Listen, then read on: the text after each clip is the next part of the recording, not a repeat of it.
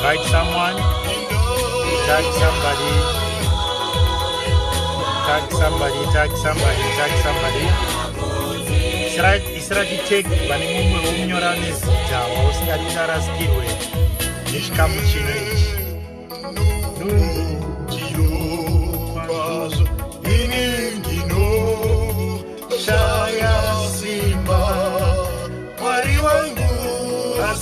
Yes, it's also good for us to know where you are catching us from. Day number 1 of the 6th-day word revival. Chiziye kuti muri kupi rakangonaka izvozvo. Tine urombo nekunonoka nekuda kwemanetworks asi panobunika zvapabuda tato wako tato walive. Yes, come through. Invite somebody. I see you all. God bless you.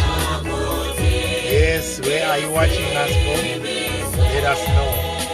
Thank you. I see South Africa. I see Zimbabwe, Botswana, Gabon, Zambia.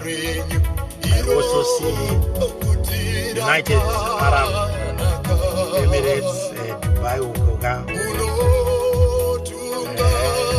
Wow. Yes, UK is there now. USA is there now. Thank you so much for tuning in. Canada, yapinda vikare, Mozambique yavapo. Thank you.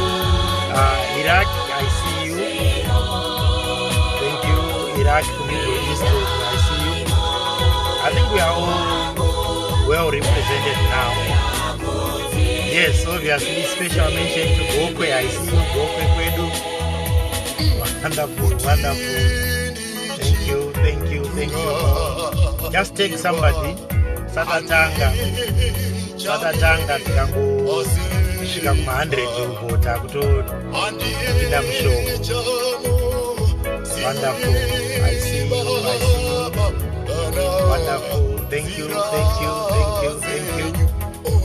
Wonderful. Invite a friend. Just share on a group, share on a page. Those who are sharing, thank you so much. God bless you. God do amazing things upon your life.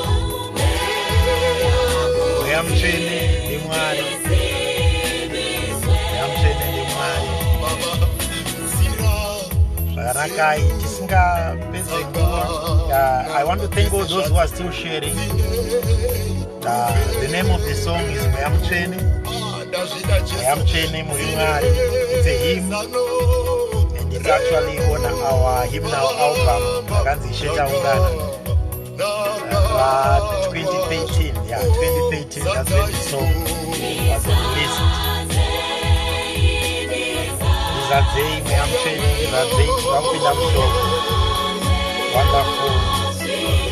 Wonderful. Let us know if you are hearing us loud and clear. We are over 90 now. Thank you. We just want to connect. Mwari vachiitira nyasha, toda kuti tichipinda mushoko. Ndinoziva kuti tanonoka kutanga nhasi nekuda kwamanetworks, asi zvichagadziriswa pazuva rinotevera. For the next 6 days, I will be coming same time. It's supposed to be 9 p.m.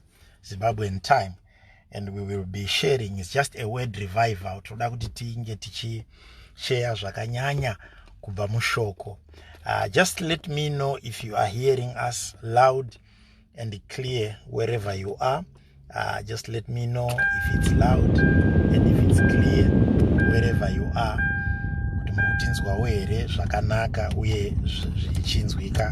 Once I get that confirmation, then we are going to read from the word ratiri kubata nhasi kubva kubhuku John chapter number 15.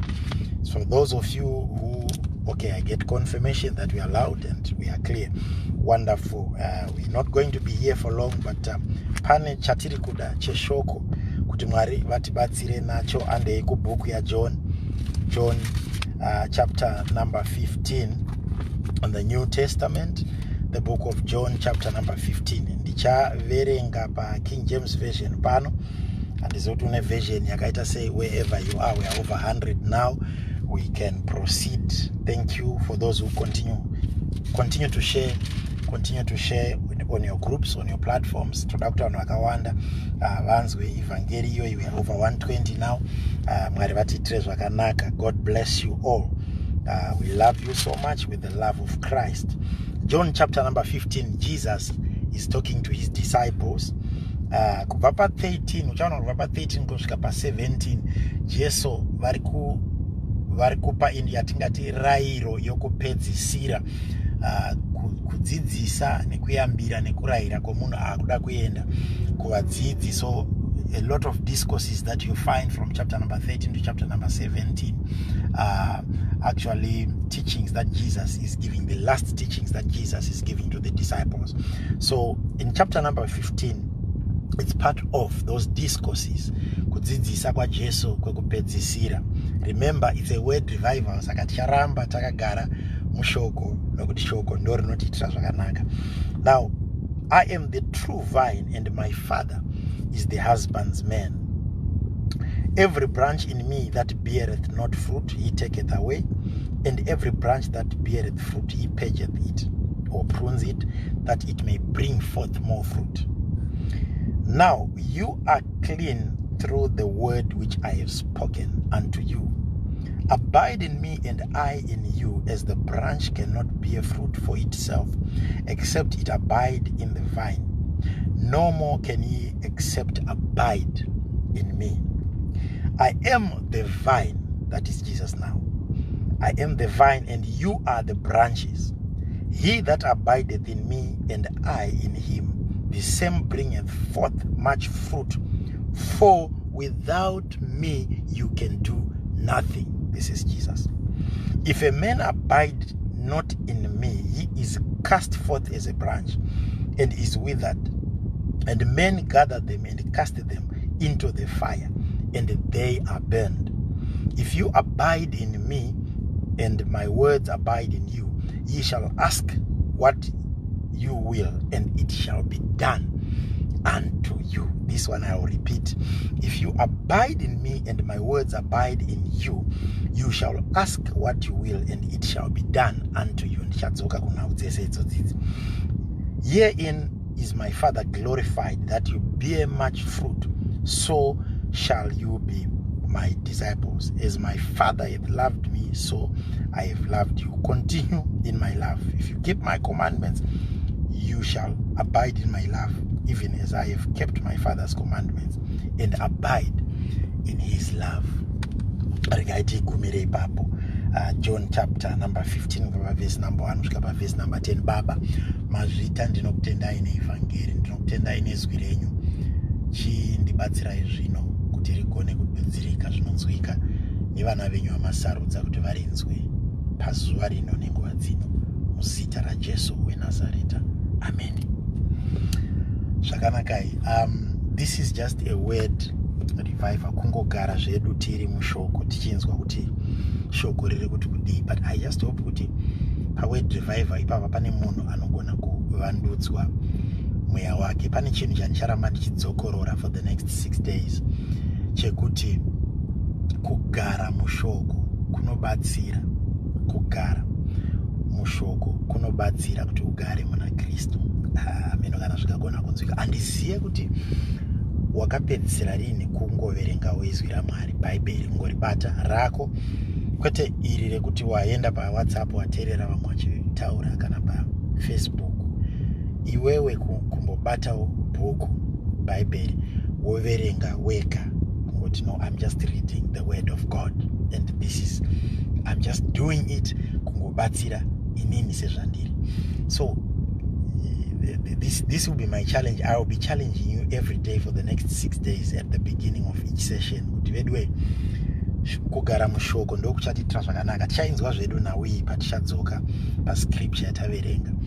But zvakangokosha uvewo nebhaibheri rako iwewe pachako. The reason ndichiwanzo prefer kuve nebhaibheri fanike randakabata iri, it's a hard copy rakanyorwa.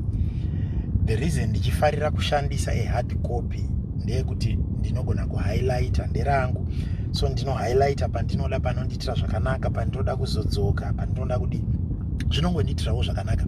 Ndinoziva kuti mazuva ano nekuda kwetechnology mabhaibheri ava pamafoni pamatablets edu nechi zvese izvi zvakanaka kuriverengerawo ipapo uchinzwawo nemainterpretation ezvimwe zvakadaro. But chakanyanya kuzoipira kunge riri pafoni kazhinji chandakaona ndechekuti vazhinji tinorasikirwa nezvimwe zvino nekuda kwokuti you are easily diverted out of reading the word. Nokuti pafoni ipa panopinda message, panopinda chinyi, panozoita sei. So it's very easy for you to be diverted away from the word itself. Unotanga kunoita zvinhu zvinenge zvekuti wega unongozopedzisira watopindawo wakutopindurana nevanhu muWhatsApp, wakutodiwa, wakutoverenga maposts atumirwa nevamwe and so forth. So I always encourage somebody to have a hard copy Bible. Kana wabata zvakanaka wakuti time yangu yekuti ndinoverenga bhaibheri, woribata wonyatsoriverenga, ende hauna diversion, hapana phone, hapana call, hapana chiri kupinda, hapana text, hapana chi, wakungoverenga bhaibheri. It helps you. Saka ndicharamba ndichisa challenge iyoyi kwauri each and every day for the next 6 days. Get your own Bible, get a hard copy of the Bible if possible, and use your own Bible and read it every day. Panikasonga taimba ku Sunday school kanoti I read my Bible every day. I read my Bible every day. Zuva rimwe nerimwe rakasikwa naMwari zvinongobatsira kuti ukone kuti tichazviona patichaenda pandima yedu. Hatisida kupedza nguva masession ano hana kunyanya kureba.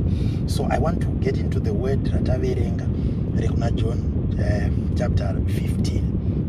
Ndichango pamusoro iwoyo uripo kuti ngatigare muna Jesu, ngatigare muna Jesu. Let's abide in Jesus Christ. Zvimwe zvinhu zvese tingaita inzwai hama dzangu. This is what the word is saying.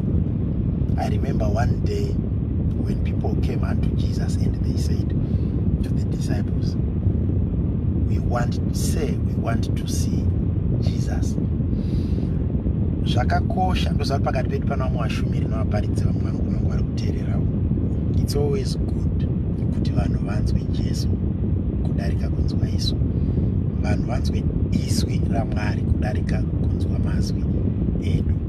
Vanhu vasvike pavanotichangamire toda kuona Jesu. Vonzwa Jesu pane zvaunopupura kana zvaunoshumira kudarika kunzwa kwavanoita isu sevanhu. Abide in him so that he also abides in you. The only way you can be able to abide in Christ is by hearing what Christ is saying. Remember kuti Jesu haasi pakati pedu. Wakatumira Mweya Mutsvene kuti auye. Asi Mweya Mutsvene ari kutora space yakanga yakatorwa, yakanga ina Jesu paakanga ari pano physically.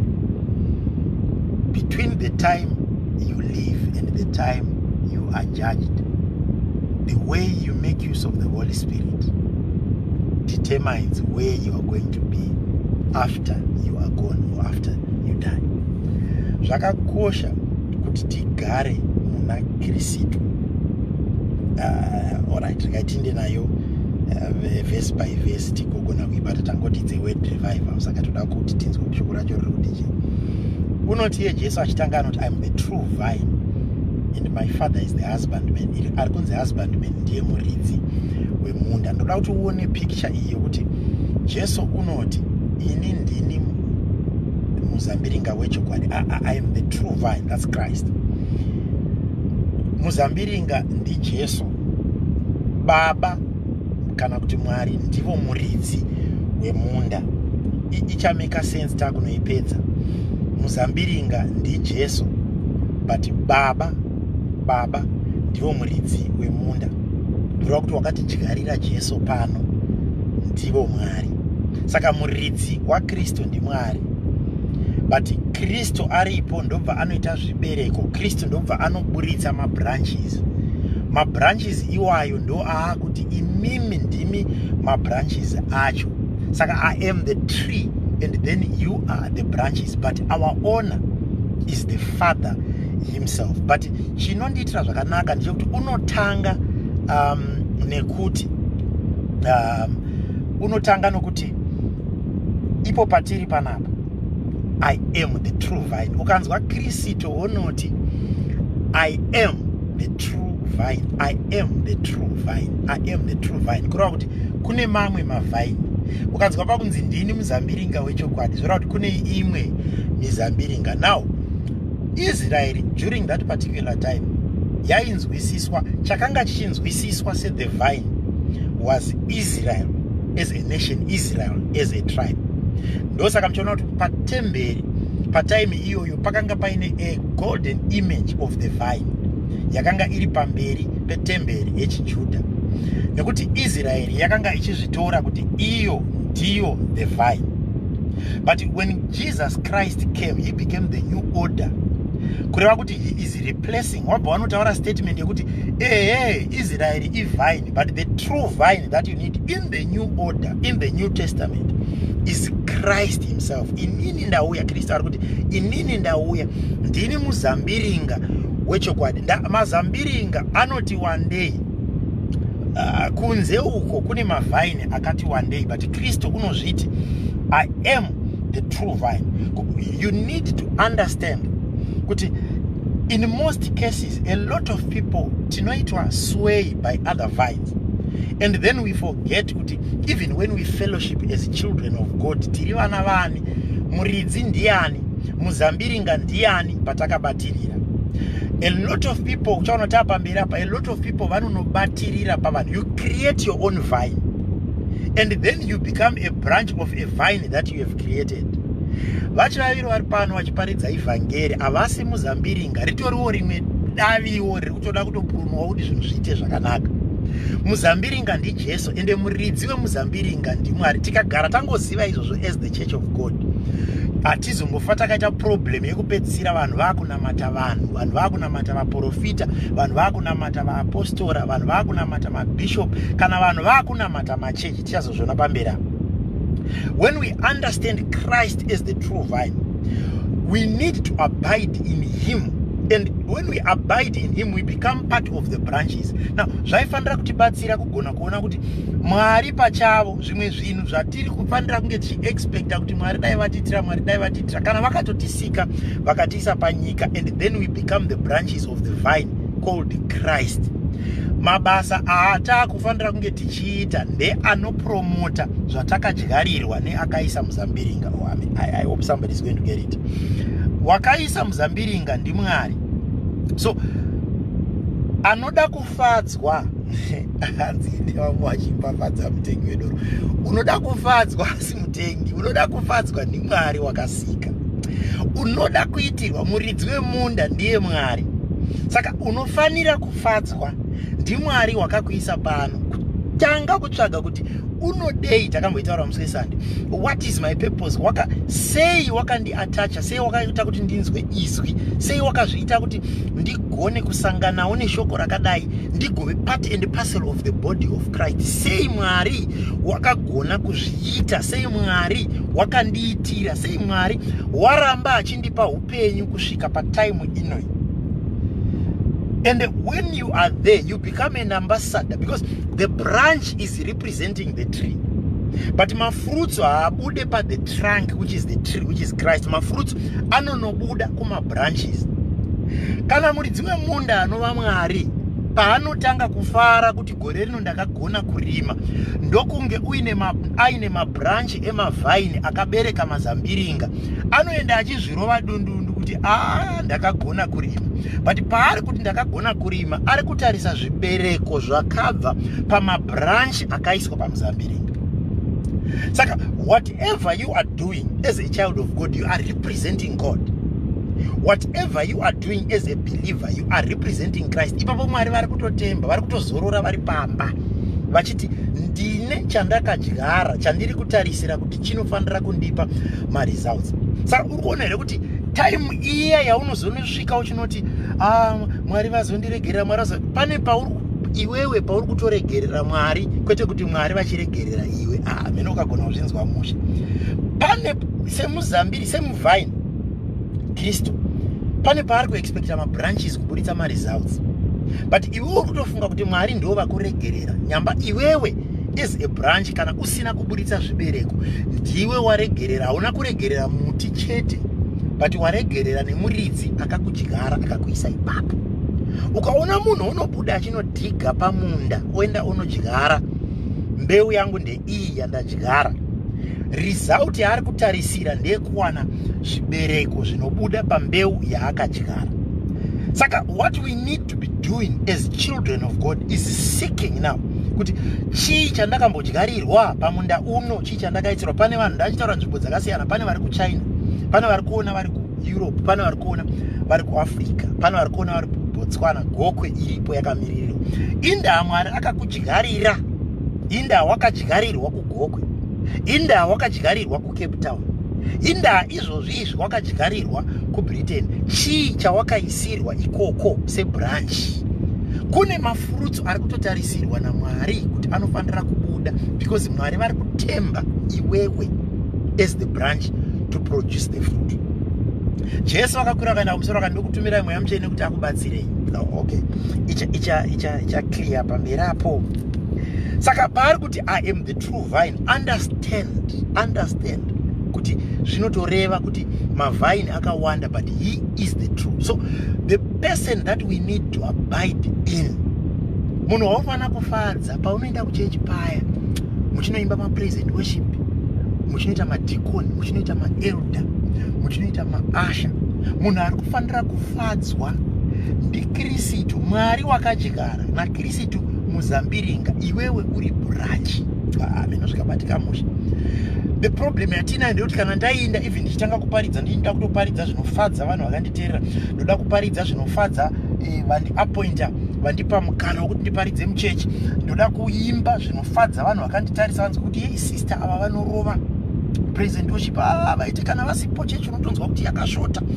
Ndoda kuita uasha kana uelder hukunzwikwa kuti masimba angu anofanira kunzwikwa apa nepapa nepapa, but no, ari kufanira kufadzwa muridzi wemunda Mwari through Christ the vine, iwewe uri branch. Saka whenever you go before people, what you are doing is you are exalting the name of the Lord. Uri kuenda kunorumbidza Mwari, uri kuenda kunonamata Mwari. Ari kufanira kuitirwa zvakanaka ndiye muridzi wemunda anova Mwari wakakuisira Jesu kuti ave the true vine, iwewe uri the branch. Mendo kana pabatika ipapa ndobva yati every branch in me, verse number 2, every branch in me that beareth not fruit he taketh away, and every branch that beareth fruit he purgeth it, or he prunes it, that it may bring more fruit. More fruit. Apa ndorati unyatsondidzwa mushi. Mwari panapa paari kutaura izwi ravo riri kuti kana muti ukasabereka zvibereko unobviswa. Unoziva kudhitachwa, unonzi kudhitachwa kana kubviswa. Kunge wakapinzwa musystem, then musystem imomo Mwari vorega kufara nekuti hauna chauri kuburitsa. Eventually you lose power. Zvinhu zvandiri kutaura izvi, kuna vanhu, pane vandiri kutoprofita ipapa vatori musituation yekunge vakatobviswa. Izvozvi wangova an ordinary church person anongoendawo. Zvawaimboita kudhara uchaita, pawaimboimba uchaimba, pawaimboasha uchaasha, pawaimboegosa mudhikoni elder hauchaite, kana manamatiro awaita kudhara. Uri kutonyatsoona kuti wakabviswa musystem. You know, my prayer is urege kushanda muimba yaMwari as scaffolding. Unoziva scaffolding, masimbi aya anoiswa kana tichivaka imba, vanhu votsika ipapo vachikwira vachipenda vachiita sei. Kana zvanopera basa rese raitwa, uchazoona kuti scaffolding inobviswa. masimba aya anobviswa haasi part of the house, but anga achitoita se part of the house because ndo atoshandiswa kuti house igone kumira, igone kuyevedza, igone kuita. But kana yangopera obva waona masimba akubviswa, akutoiswa pamwe achazoshanda kana kwakushanda imwe imba, pagovakwa imwe imba. Dai Mwari vakubatsira, kana dai Mwari vandibatsira, dai vatibatsira, tirege kutanhaurwa kuitwa scaffolding in the things of God. Kuti you go to a church iwewe unonoita zvese, unomira unodi, but eventually I don't know where you just lose it, and then you just stop serving, you just stop doing things, and you just stop everything. Wotozona munhu akazobva akatochinja akati naune imwe chechi futi onoshanda futi nesimba ikoko, kana zvinhu zvaakuda kungoita achatonzi kuda kutoita zvinhu akudzwa kuda wotozobva aenda. My prayer is dai waregedza kuve a branch rinobviswa because you are not being productive. Tichanobata kuti mafruits acho being productive ndokuita sei kwacho, but the other party yazonondivhundutsa ndeyazonzi the branch, the same branch, kana branch iroro rikange richiratidza kuti rine results. I don't know what the Holy Spirit is saying, but Mwari ngavakubatsire. I pray Mwari ngavakubatsire urege kuve munhu anotanhaurwa in the things of God. Tino kune vanhu vanobviswa naMwari musystem yezvinhu zvaMwari, zvebasa raMwari chaizvo, kutotambudzwa naMwari, kubviswa naMwari zvezvo kuti unopedzisira wega wakutonzwa unoti kuchechi hakuchatoiti ndende zvakasodai zvaka. Mwari voga votodhila newe kukubvisa musystem because you are now becoming a liability rather than becoming an asset in the kingdom of God, in the things of God. Wotanhaurwa. Dai waregedza kupinda mukategori yakadaro. It's just a word revival. Dai waregedza kupinda mukategori yakadaro yevanhu vanozonobviswa naMwari, vanotanhaurwa naMwari pachako kuti pachechi uyo haachaita. Asi imi mega vanhu hamugoni kuti vanhu usauya kuchechi unozongoona angoita mwoyo wokusada kuuya, yamba Mwari pachavo ndo vatomupa mwoyo wokuti uyu ngaachirenga kupinda pazvinhu izvi, akutouraya basa.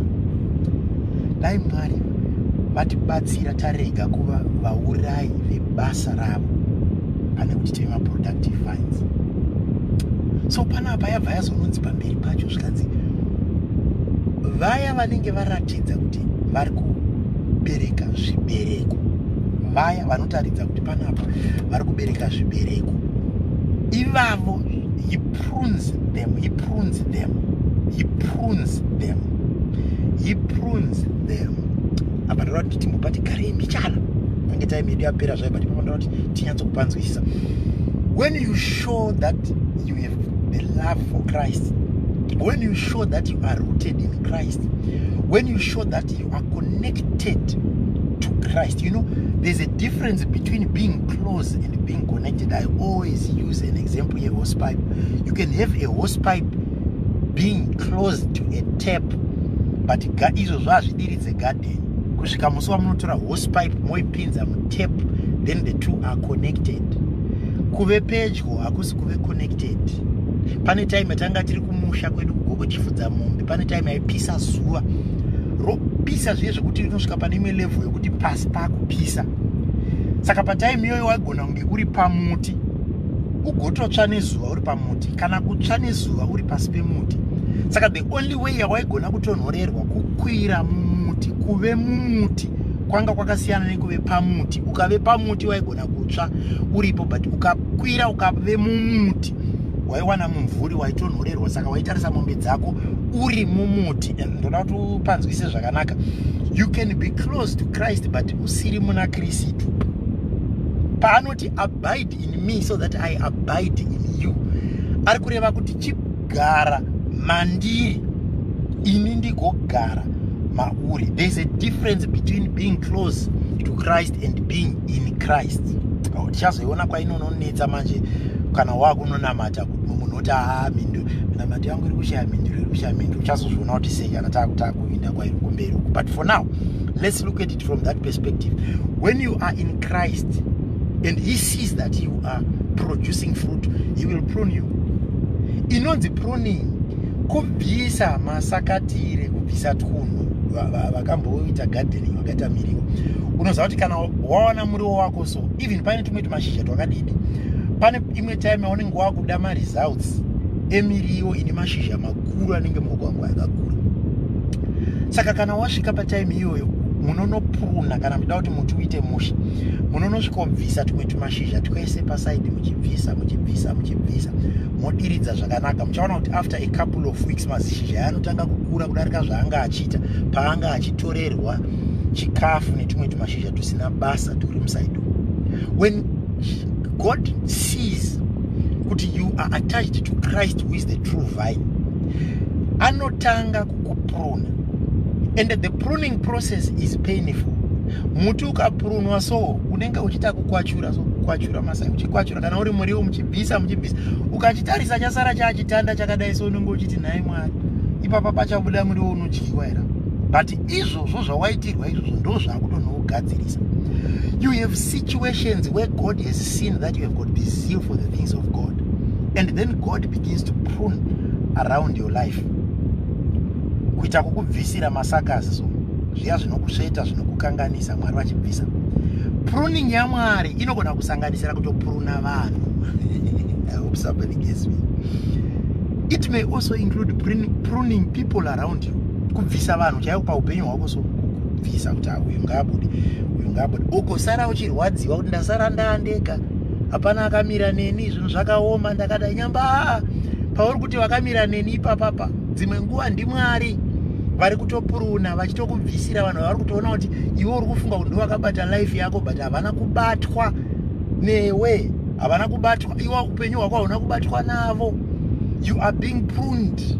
Vari kubvisa Mwari vanhu vanogona kunge vari kutove masakas in your life.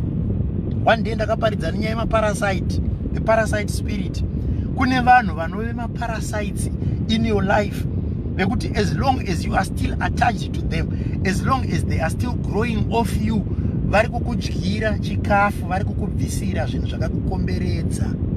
So the pruning process is necessary. Ukaona vamwe vanhu vabuda mulife yako, haikona kukurumidza kunochema kuti munhu waMwari ndibatsire, izvo vanhu vese hapasina akumira neni, izvo vanhu vakadai hama dzangu dzakazoda. No, sometimes God prunes you because he has seen the zeal that you have for his things, and he knows as long as those people are still around your life, hauiti shizha rinobatika, hauna michero unobatika.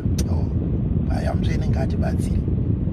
Sometimes God prunes you out of. Unoziva Mwari vanogona kukubvisira zvimwe zvimabasa, vachinyatsoziva Mwari kuti kune basa raunofanira kunge uinaro uchiita zvinhu zvinobatika. Vanogona kukubvisira maopportunity ezvimwe zvimabasa zvawaifunga ndo zviri kukubatsira. Mwari vanogona kuprunira mabusiness venture chekukubvisira around you, vachinyatsoona kuti uyu munhu uyu ane potential, vagokubvisira zvimwe zvinhu zvawaifunga kuti ndizvo. You may be pruned out of environments. Kuti zvino ndakabviswa kwakadai ndaifunga kuti ndoko kuchandibatsira, zvino ndakabviswa kwakadai ndaifunga kuti ndokuchandibatsira, zvino ndichabviswa kwakadai ndaifunga kuti ndokuchandiitira zvakanaka nyamba. Even areas, territories can be pruned around you. Wosara wangomira nenzvimbo 1 yekuti wakutoona kuti panapa kuleft hakuchaendeke, kuright hakuchaendeke. The only thing that I need to do now kungoshinga. Paipa unenge wakunzi nehama, shinga zvichanaka. Iyoyo shinga zvichanaka inogona kuuya out of a pruning process. Mwari vakukubvisira zvinhu zvawaifunga kuti izvi nyamba Mwari vari kuona kuti izvi ndo zviri kutokuvhiringidza pakuve a branch riri productive, riri fruitful. Hai Mwari vatibatsira. I hope there's somebody who's hearing.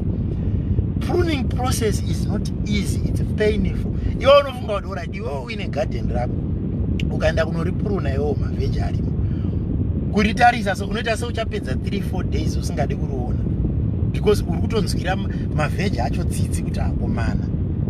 Hai muriwo wangu uyu zvandauita zvichaita here zvichadi, but come after 2-3 weeks uchidiridza uchiona kuti zvakura, wane miriwo nemashizha anoyevedza. Pruning process is always painful. Purging process is always painful. But when it is done by God, believe you me, it is for your own good. Receive it with grace and receive it with joy. Ndiyo ya inonzi kunyange kutambudzika nekuungudza kungaitika usiku wese, but mufaro uchazouya mangwanani. Your joy is coming. And you are made clean through the word which I have spoken unto you. Chinozotichenesa is the word. Amona tikuramba tichimbodzoka paword. Scripture iri kuramba ichidzokera futi paword. Chinozokuita kuti ucheneswe havasi vanhu. Chinokuita kuti ucheneswe havasi macomments. Chinokuita kuti ucheneswe hakusi kulabhliwa kwauri kuti pane vanhu mumasocial media nechichi nevanhu vari kungotaura nezvako mumafamily group nechivachingodiska. No. What will make you clean is the word. What you need is the word. Ndosaka ndati gara mushoko, verenga shoko every day. Every day. Read the word. Hear what God is saying about your life. What makes you clean? Anzi imi makatocheneswa nezwi randakareva kwamuri. The word has already been said. We have it. It's here. And this is the word that cleanses you. Anotadza kana tikatadza tine mureveri mumwe chete kuna Baba anova Kristu Jesu. Iyeye ndiye ega anezwi rinogona kukuchenesa, rinogona kukuita zvakanaka. Haigona kunotsvaga. Tine song iya inotaura kuti okay, haisati yabuda zviya ichiri kurekodwa. You need to be delivered from people. Chinokuchenesa havasi vanhu, chinokuchenesa izwi raMwari. Chinokuita mutsvene havasi vanhu vanenge vainokudzana uyu mutsvene waizira shuwa uyu musista vanonamata vabrother vana achisiwo chinokuchenesa. Chinokuchenesa is the word. What is the word saying to you in your situation? Yes, you may have sinned against God, but what is the word saying in your situation? You go before the Lord in prayer. Kana tikatadza tine mureveri mumwe chete anova Kristu kuenda kunopfugama. The word is saying, come, let us reason together. To Isaiah. Even though your sins may be red as scarlet, I will make you as white as snow. I will wash you as white as snow. Ichocho ndo chinokuchenesa. Haucheneswi nekuti vanhu vazoti wakachena, vanhu vazoti wakanaka, vanhu vazoti chinokuchenesa is the word. It's the word. What is the word saying in your situation? Abide in me and I in you. As the branch cannot bear fruit of itself except it abide in the vine, no more can you except you abide in me. Amadzangu ngatigare muna Jesu. But this is a word revival. This is what the word is saying. Let me take I just want to pick up something here. Yes, all right. Let me just take this one. It's a fruit.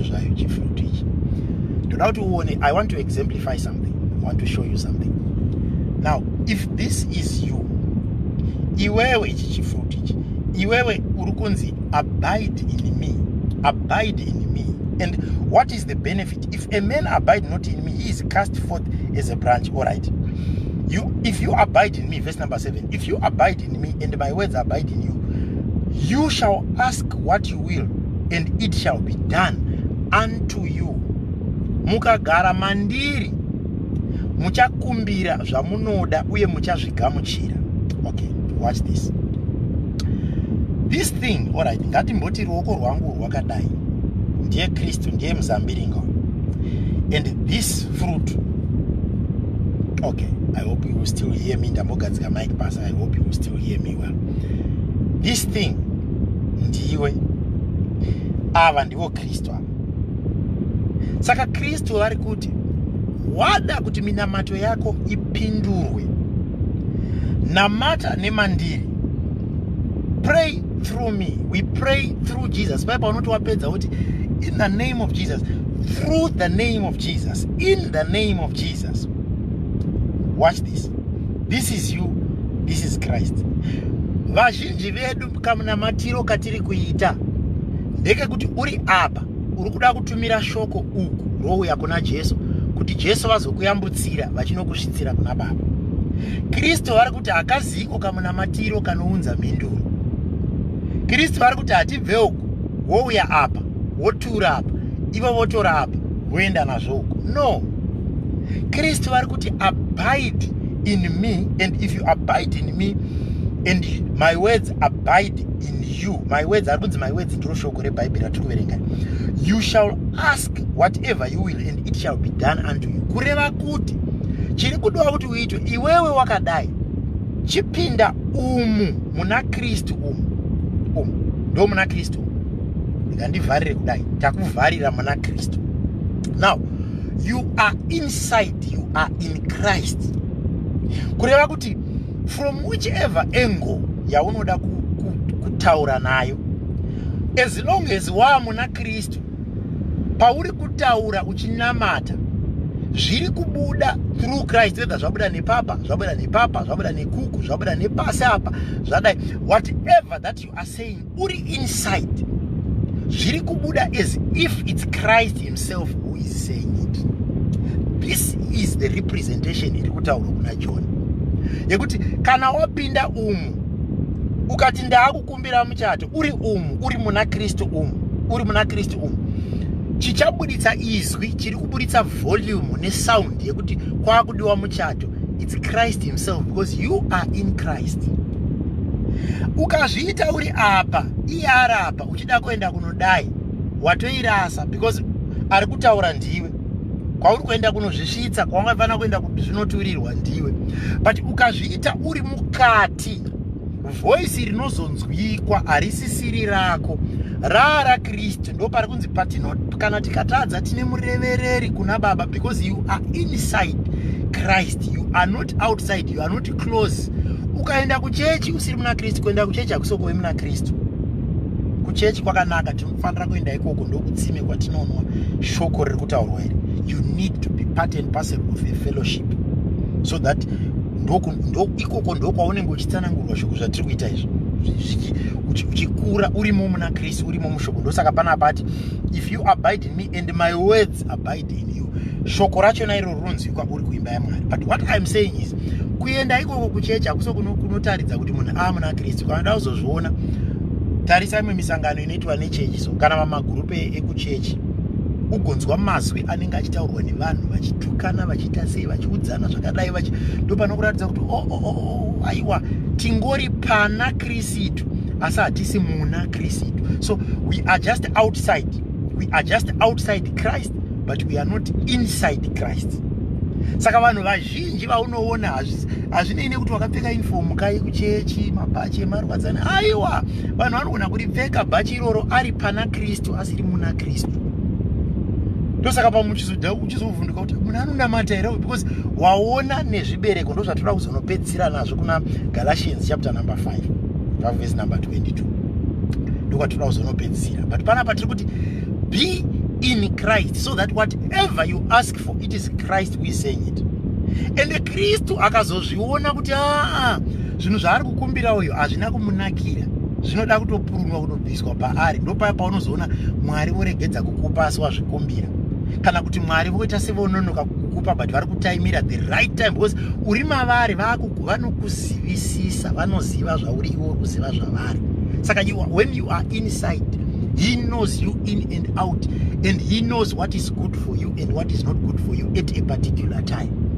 Saka pari kunzi kana magara mandiri, whatever you ask for in my name you shall receive it. Ngatigare maari kwete paari. You need to be attached to Christ. You are a branch. Oh, I hope I'm talking to somebody. And here in my Father, the last one, here in my Father is glorified, that you bear much fruit, so shall you be my disciples. Kana wakubereka zvibereko, hazviitirwe kufadza iwewe, hazviitirwe kufadza vakatarisa, hazviitirwe kufadza vakateerera.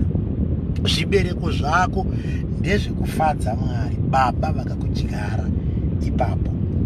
Handiti munoziva here kuti iwe ukaita munda wako iwe utomboti ndiwe muridzi wemunda, ubva waita maorenji ako, obuda zvakanaka, maorenji ayo ubva wamatanga kumatora, kutanga kumatengesa, uchiti vanhu vachitarisa vari kunze vanoti mudhara anorima uyu, uri kuona maorenji ake, uri kuona maorenji, but haasiri iye akabereka maorenji. Maorenji ari pamabranchi, mabranchi ndo akaburitsa maorenji. Vanhu voendesa mbiri, munhu utoenda kufield day, utonoenda kumaagricultural show, utononzi wakawina, chibage chake chakakura kudarika zvimwe zvibage, as if ndiye aikandira chibage chacho. Haasi iye waikandira chibage, iye muridzi. But when the glory comes, it comes to the owner, the planter. It comes to God himself, it comes to Jesus Christ himself. Saka paunoita zvinhu zvaunoita izvi, mbiri regedza kuti iuye kubranch. Hakuna munhu wakamboona iwe achienda pachibage, woenda unobata so stem yechibage kana kuti unobata branch remuorange utaura kuti mabranch makapenga mazi orange yenyu aiwa big up branch aiwa tipe high 5 echi big up branch. No, hakuna munhu unono big up branch. Anobhigwa muridzi wemunda akadyara, because ndiye anga achisakurira, ndiye anga achidiridzira, ndiye anga achipurundira. So what God is doing to us, as he prunes us, as he waters us, as he takes us, sometimes he moves us from place to place, okubvisa apo kuendesa uko, akaona kuti uko hausi kunyatsobereka zvakanaka, okubvisa uko kuisa uko, akaona kuti apa hausi kuwana mari zawo, okubvisa ipapo kuendesa. Uchinamata chete yachikushifta, uchinamata achikushifta. Chaari kuzviitira zvese ndechekuti branch iri riburitse mafruits anooneka, anobatika, anoshandisika, asingavave. And the moment yaunotanga kuburitsa mafruits akadaro, mbiri inofanira kudzokera kuna Mwari muridzi wakaisa wakadyara muti. Tikagona kunzwisisa izvozvo chete, we will give glory where it is supposed to be, and that is unto God. And ndo pari kunzi panapa paverse number 8, here in my Father is glorified that you bear much fruit. Mbiri dzokuti Mwari wakanaka, wakaona zvakaitirwa baba, Mwari wakanaka, wakaona zvavakandiitira, Mwari wakanaka, wakaona zvavakaitira mai avo. Mbiri yese inofana kudzokera kuna Mwari, nekuti ndiye muridzi wemunda, ndiye unodyara, ndiye unopona, ndiye unopazve mweya wekufema. Now, I want you to see something before we finish here. Ndatigadzirise something panapa nekuda kwebhatiri redu pano. Pane chinhu chandoda kuti uone tisati tapedza pano. Mafurutsi iwaya ari kutaurwa aya anowanikwa kupi, ari papi? Saka inini kana ndaita branch, ndinooneka sei kuti ndakabatirira pana Kristu? Ndinooneka sei kuti ndaane zvibereko? Ndopatinoda kuti tipedze tisati tanamata. Ndinooneka sei kuti this is a person who is attached to the true vine, who is Christ himself? Ndoda kuti tiende panapa. I don't know kuti zviri kubatika here. Handizivi kuti kwauri ikoko zviri kubatika here, but ndinoda kuti titarise panapa. Galatians chapter number 5. Alright, the word revival toda ngoramba tiri mushoko imomo. Chapter number 5 yaGalatians ndo pandiri panapa. Iri kuti iyo verse number 22. But the fruit of the Spirit is love, joy, peace, long-suffering, gentleness, goodness, faith, meekness, temperance. Against such there is no law. Pataurwa zvinhu zvinokwana 9. Izvozvo, this one I want you to write it down. Thank you so much for writing it down for us. Galatians chapter number 5, verse number 22 and 23. Ndoda kuti ugonoeverenga uri wega.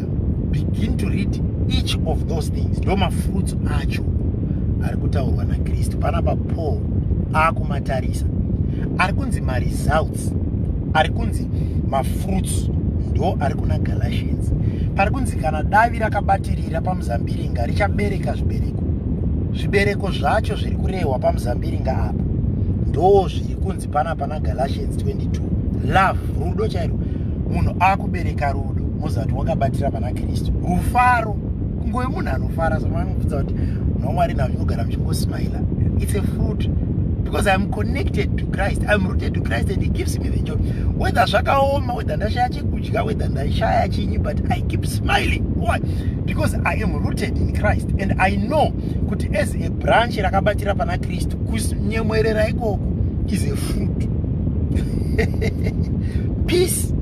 Vanhu vanongoda runyararo. So ukaona uri munhu wehovhiyo nekungoda kungoti chinya handidzarwe ini ndomupindura, ndomuudza ini ndomutukirira, ndomuita sene, unoziva kuti zvibereko hapachina, rakatobviswa pamuti pamuzambiringa.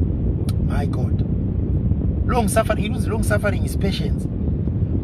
Kungogona kumirira. So kana vanhu vasina spirit yekugona kumirira zvinhu, kugona kumirira, waiting for this, let it happen, let me wait patiently for God to do things and so forth. If you see uchiluza patience kakanyanya, check kuti wakatachwa papi, unogona kungosiri pamuti. Gentleness, kungove munhu akangozvideredza munyoro.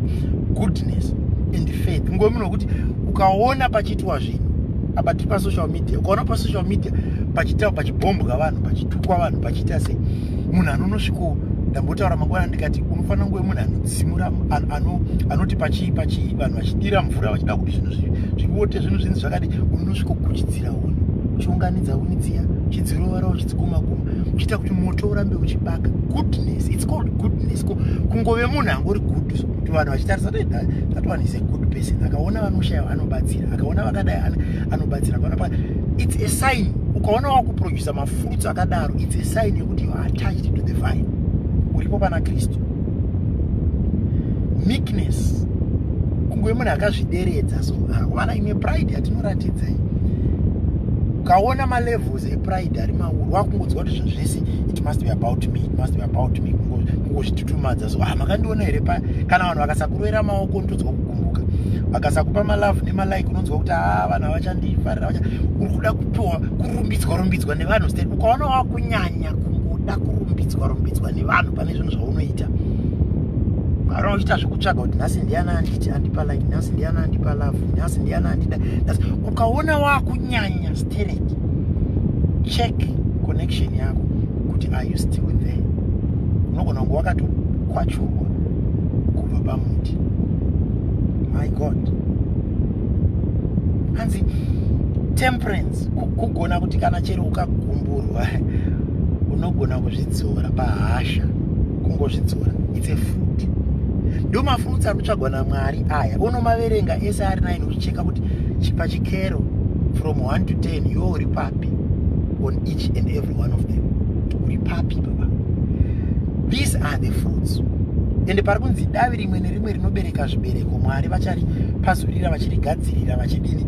Ipapa ziva kuti what is happening, the pruning process. Ukangoona wangoratidza masigns ekuti zvinhu izvi zvakadai zvese izvi, michero iri kutaurwa panapa wakuiratidzawo, Mwari vanotanga kukuprunira nekukugadzirira because vanoda more of love, vari kuda more of gentleness, vari kuda more of goodness, vari kuda more of meekness, vari kuda more of temperance, vari kuda more of joy, vari kuda more of peace.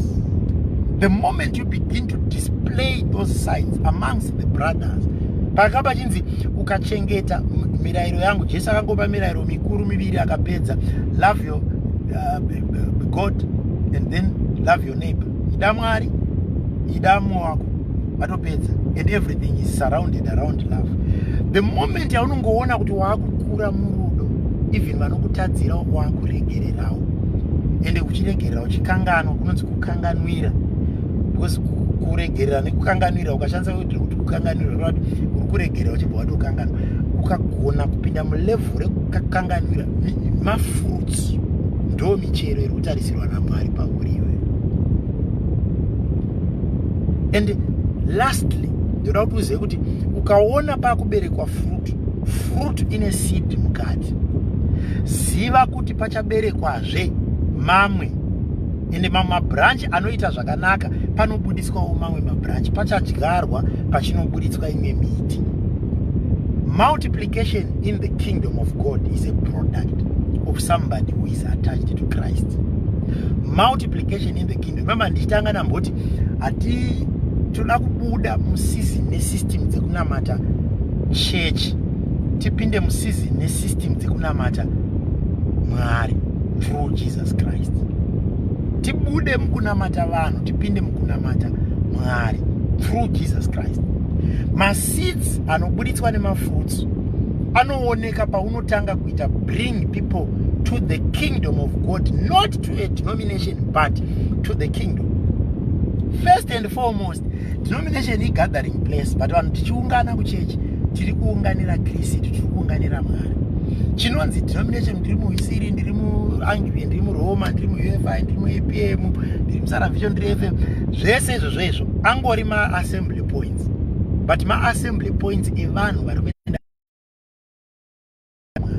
We need to know, tichipedzisa kuti when we are rooted in Christ, tikanobatirira pana Kristu tichaziva kuti chakakosha. Ndo pauchaona munhu haadonhedzwi muchechi nekuti vanhu vataura kuchechi, haabudi chechi nekuti vanhu vane zvavaita vanhu vari kundidana no akutoziva atokura. Kana wakura wakupa mafurutsu wakabatira pana Kristu unoziva kuti chandakavinga kuimba yaMwari kunonamata Mwari kwete vanhu chero vakataura zvavanotaura chero vakandigumbura chero vakaita sei havasi vandafambira takafambira Mwari. The seeds will be seen, the fruits will be seen, the results will be seen when you read Galatians chapter 5 from verse number 22. Indapedza chikamu chekutanga chanhasi tinosanganazve pazuva ramangwana paword revival rino tichibata zvekare chimwe chikamu nekunzwa kuti Mwari vari kuti kudii. Dai Mwari vatiitira zvakanaka, dai iwewewo Mwari vakuitira zvakanaka. We love God and we want to be rooted in Him, and the best way to be rooted in Him, stay in His word and have His word, read it every day. Iri shoko iri ndo panotokuudza ipapa kuti wakabatirira here kana kuti hauna. Ndo panokuudza kuti uri kupurunirwa here kana kuti wakutobviswa. Unogona kuti pari kupurunwa pachikwachurwa paya pamwe ndiwo wakutokwachurwa uchibviswa bhosi wakutovhiringidza kufamba kwebasa. This is the word. This is what we gather for, and this is what we need to hear about more than anything else. What we want is the word. I want to pray for you and I want to pray with you. As I stretch my hand, shall we pray? Father, in the mighty name of Jesus, shoko renyu tarinzwa, izwi renyu tarinzwa, chitibatsirai. Tinoda Baba kukura zvikuru sei pakubatirira kwamuri. Tinoda kukura pakuve mabranches anoburitsa zvibereko. Tisave masakasi kana maparasites achabviswa, but tive mabranch achaita zvibereko zvichafadza Baba. Help us, Father, to please you all the days of our lives. But tinoita zvose zvatinoita nyasha dziwanzwe kwatiri. Tiitirewo zvakanaka mutsvene waIsraeri. Maita Baba, whosoever is watching this and whosoever is listening, bless them in the mighty name of Jesus I pray. Amen. Mwari vatiitire zvakanaka. I want to thank you all. Varamba varipo, varamba vainesu. I want to thank you all. It's a good start. I had so many people. And ndinotenda kuti Mwari izwi ravo pane munhu 1 or 2 ipapa nechinhu chatirimutswa maari. And my challenge to you is, before you sleep, read the word. Before you sleep, read the word. Stay in the word and stay in Christ. The Holy Spirit will help you to continue to be connected and to be a branch that produces fruit. In the name of Jesus. Maratite zvakanaka. WhatsApp platform yedu ndiyo haina kuchinja. 0027789199 that's a South African number. Chaisa pa post 0027789199 Be added to the prayer groups and pray with other people as well. We love you so much. May God bless you. Mwari vakuitire zvakanyanyisa kunaka. Muzita raBaba, muzita romwanakomana nemuzita romweya mutsvene. Ndinofunga kuti pari nhasi taperera pano mangwana exactly 9 o'clock. I'm sure zvatati tinogadzirisa zvagadziriswa zvokuti mangwana tinotanga at exactly 9 p.m. Zimbabwean time. God bless you. Please continue to share this message. Kune mumwe munhu angangodaro achiidawo. Muzita raBaba